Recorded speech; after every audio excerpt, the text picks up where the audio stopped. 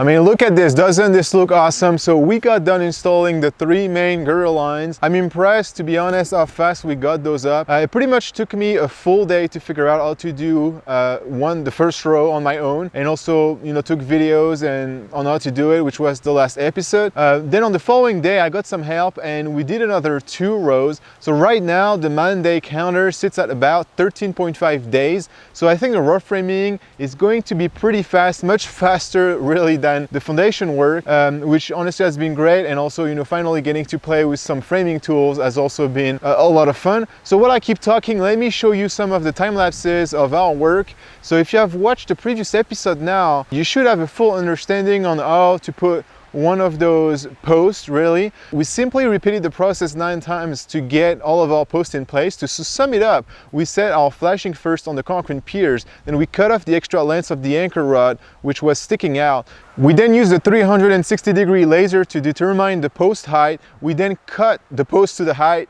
We cut small notches at the bottom so that it will fit in the base. We treat all of the wood cuts. We set the post base on the base, shim it, level it, mark the location of the shoulder cut for the girder, make the cut, put the post back in place, check that it's still level, nail it in place, and once you do that for a full line of support, then you're able to put the beam on and fasten the beam into place. So the main challenge that we run into really was to make sure that those beam lines were actually parallel to each other and that it would form a nice 20 feet by 18 feet square. So you already know that I had some piers that were off, unfortunately, and thankfully the column base had some play because there's a notch in it which you can kind of move around, which allowed us for some wiggle room. Unfortunately, this was not always enough, and at certain locations, just like this beam line I'm standing in front of, I had to completely cut off the shoulder cut, and so that it would be flat and that I would be able to push my beam far enough so that we would meet the measurements we needed. So it's honestly not ideal that I had to do that, but you know, I will make sure to add additional fastener and, you know, make sure that the connection is adequate. So the other main thing we had to do was to make sure that the center line where the beams are meeting was lined up for every single line. So because you didn't want any beams to stick out more in one row than in the other. So to do that, we were able to just shoot a line along this to know exactly what was the straight line, where was it located, you know, in a reference to the beam. And so you can see that, for example, for this one, it had to be a little bit offset because again, my measurements were off and my piers were not placed exactly where they should be. So fortunately, you know, we're not talking much. We might have to, you know, we had to move it maybe an inch. And to fix this, I will just add, as I'm showing you on the extra footage, I added a 2x6 flat against the post. So then, you know, which provides me with additional bearing right under the beam. So by the way, if you plan on building anything, definitely get one of these lasers that I mentioned in the previous episode. They will make your life so much easier. And this one is not particularly that expensive. And in my opinion, it's a no-brainer because it will allow you to level or align anything that you will want to. So apart from that, honestly, everything went pretty well and according to plan. So I'm now ready to add braces. They are absolutely necessary to provide the structural weight to resist wind forces. So as wind blows against the structure, the post and beam will want to just rack, so do something like this. So the braces will help resist those forces and they will dump the loads and the forces back into the foundation. So in addition, I will probably add a bunch of Simpson plates and straps between the beams as I don't want them to like come apart. And I really want to make the connection obviously as solid as possible. So all right, let's do this. And so to give you an idea, they're gonna look exactly like this. So I want to cut a 6x6 that's gonna run at 45-degree angle from the bottom here to somewhere probably along here. So let me quickly explain what we're gonna do. Let me draw it up. That will probably help you understand. So we have our post here, and then here at the bottom, supported by the concrete pilaster. And then we have this beam here going across, and then here, you know, that top of that shoulder cut was some screws. And the goal today is to get wind braces that will go like this and keep going because they will go over that beam, and then I'll be able to fasten them over it. So right now, what I'm trying to figure out is how long is this measurement? And that's fairly simple to find out, because if I measure from here, so the bottom of my post, all the way to the top of my beam, this distance is obviously the same as this one, because I know that both of those angles are the same. Well, actually, I mean, you can show the angles here at the end. So both of those angles are the same. And so based on that, if I know, that I can measure, and then again, I just have to calculate the hypotenuses, which is going to be this distance, which is what I want. So let's just measure this first. Back at the post, I'm measuring all the way, the bottom of it, all the way to the top. That's 50.25. So I know that this measurement here is 50.25 inches. Now that I know this, since this is kind of like half of a square, you know, from here to here, to here to here, then actually the formula is that the length of this outer edge here is actually this distance. So it's 50 times 25 times square root of 2. So square root of 2, that's 0.41 times 50.25, that's 71. So I know that this distance is 71. So that's what I have to cut first.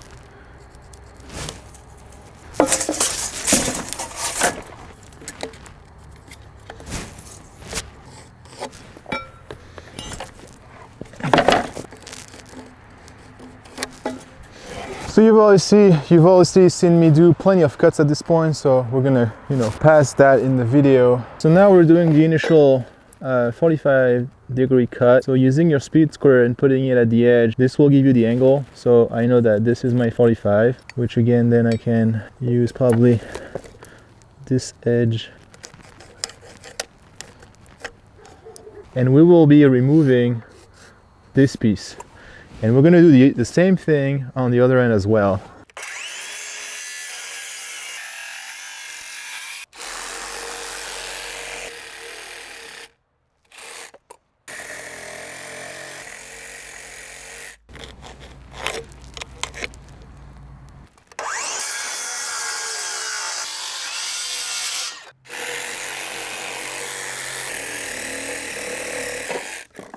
So you can see that I've done my 45 on both sides, and now what I'm left to do is that this part here will go against the beam. So I need kind of what I did previously with those posts, is that I'm gonna have to cut a notch here and remove all this. All this is gonna have to be gone so that this can just overlap over my beam. So now I have to know, well, where do I have to, you know, cut my notch? And again, that's again based on mass.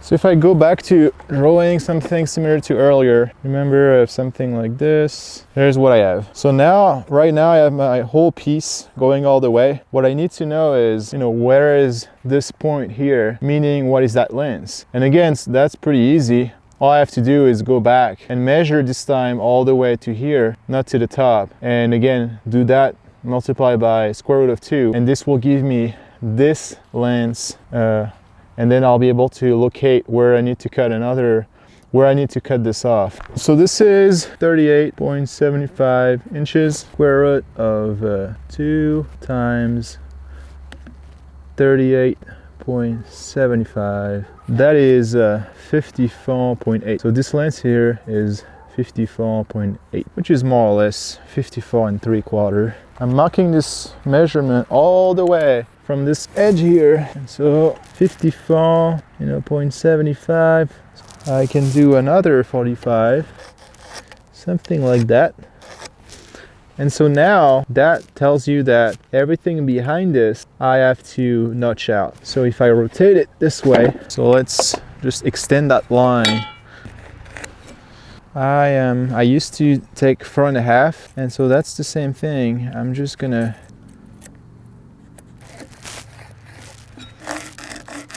And so that's the idea. I am taking all this out. Yeah, this is all gonna be gone. And then we keep going. And here, same. I am going to measure my 4.5.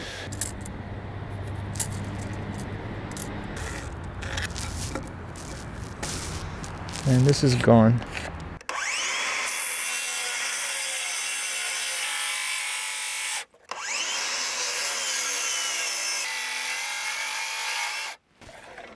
Okay. Oh shoot, see, shouldn't have done this. We'll see, it might be okay.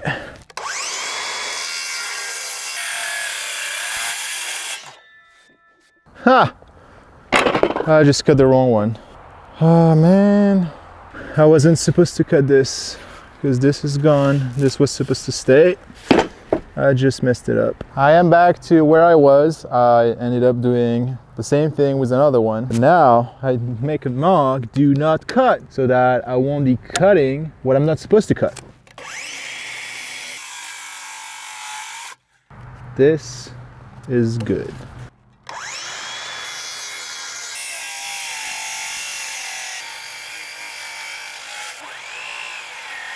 Ha! See, I almost went ahead and cut this. Thankfully, I had my mark. Saved me.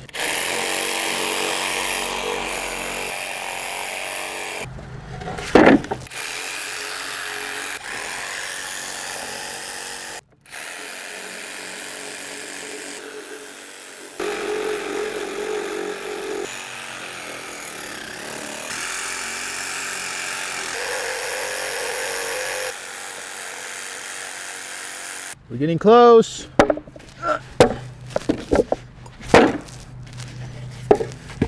Here we go. Woo! Here is my first brace. So as you can see, you know, then the 245 top, bottom, and then kind of the notch here so that it will fit. So something like this. There you go. That is what that's gonna look like. Look at this. Not bad, huh?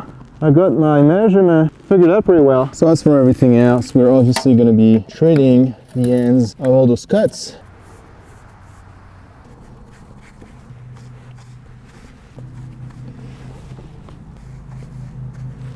I'm gonna do the same thing here, and this time I'm gonna make one on each side, obviously. This is gonna be much easier because obviously it's much smaller. So by the way, I figured out why this was draining the battery like crazy. I'm using too small of a battery capacity for running a circular saw. You're supposed to use much bigger batteries, like 4 ampere hours or even 5 or 6. So for now, I can't use this until I get some batteries, which they are crazily expensive. So for now, I borrowed just a good old corded saw, and so then I'm gonna be able to do my cut much faster and not struggle like I did.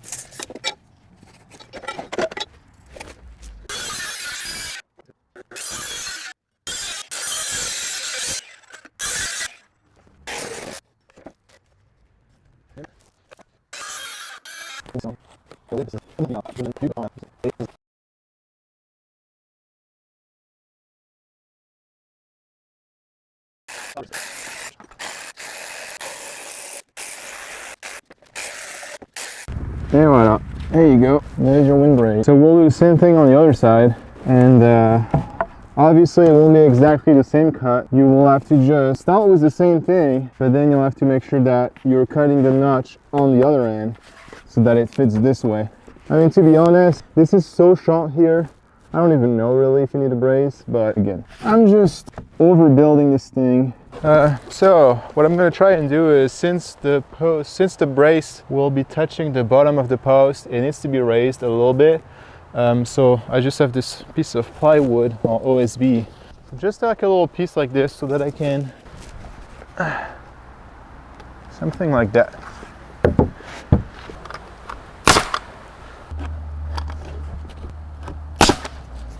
That wasn't too bad. The kind of connection that I want here is that I'm going to use a through bolt. So this is an 1/2 inch bolt, and I'm going to just drill a hole through this and the 3 plies, and yeah, we'll actually install it this way, and then I'll just connect it with a nut and washer. So for this task, you will need a fairly long drill head, which again, I mean, I got this one on Amazon, and it's pretty handy to have those, and I'm just going to do it right here in the middle. Ha! Come on!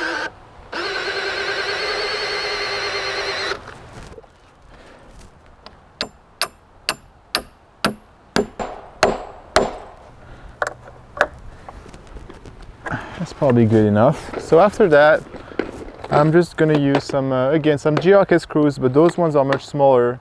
And I'm just gonna add several here. To be honest, I would be better off using the big G-Hockey screws that I've used before, but they're expensive.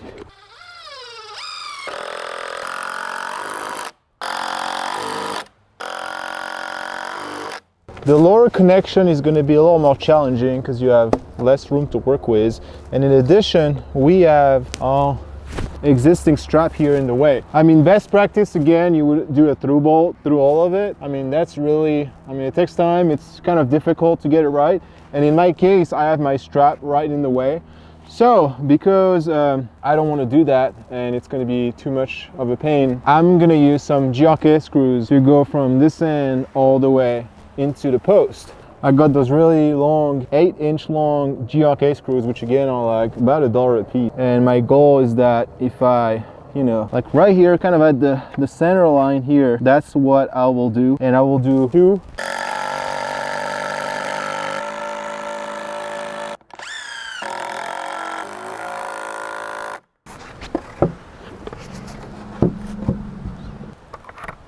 Shoot a nail.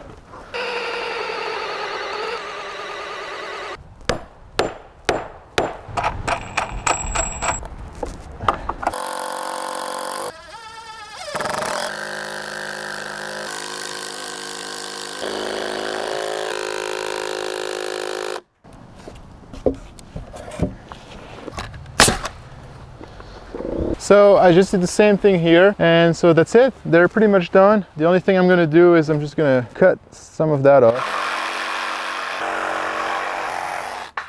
So there you have it. There's the first line of wind braces. So here are some like typical Simpson straps and ties that you can buy. I mean, they're fairly inexpensive. You just, you can use it to join several members and then you just nail it. They come in different patterns. They come in little plates like that. I mean, because I didn't use a through bolted connection, I think that it wouldn't hurt if I added a plate like this. So have you ever seen one of those? This is my new toy. I haven't used it yet. It's a palm nailer. So apparently, I've watched videos online. It will just, you use it to like apply nails and it will bit it in. And why would you need that, would you ask, if I have a framing nailer? Well, that's actually when you have places where you don't have easy access. And if you try to like place one of those plates with a nail gun, you're not supposed to, because if you hit the metal, it would probably be bad news. So this allows you to like set up the nail where you want it to be and bit it in. So I haven't tried it yet, so we're about to find out how this works. So since I've never used it yet, let's just do a little test run. So obviously, it's connecting. Okay. Oh, interesting. So yeah, it will hold the nail in place.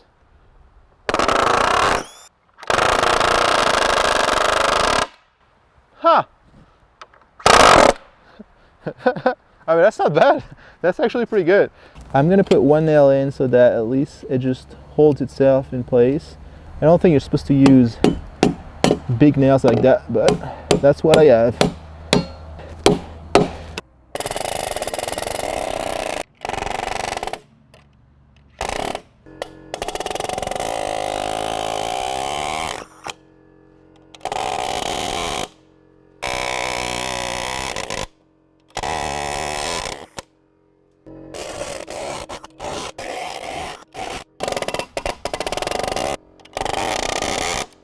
So another thing we can do is here, placing a plate to hold those beams together.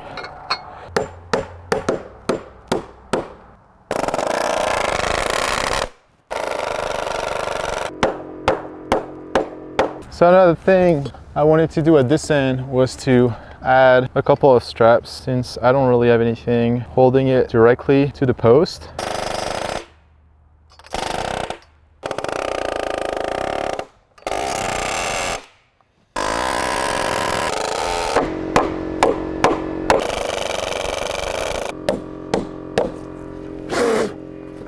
So it took us a full day to go ahead and cut the other 9 braces by following the exact same steps I just showed you. You can see me now just installing all the braces between the posts, which was obviously the easy part. So while you enjoy some nice fall colors, go ahead and stick around for the next episode where I will start to install the floor joist and go over everything you should be aware of, such as the joist spacing, taking into account where your plumbing is going to go, and also making sure that you will use the proper ties, and much more.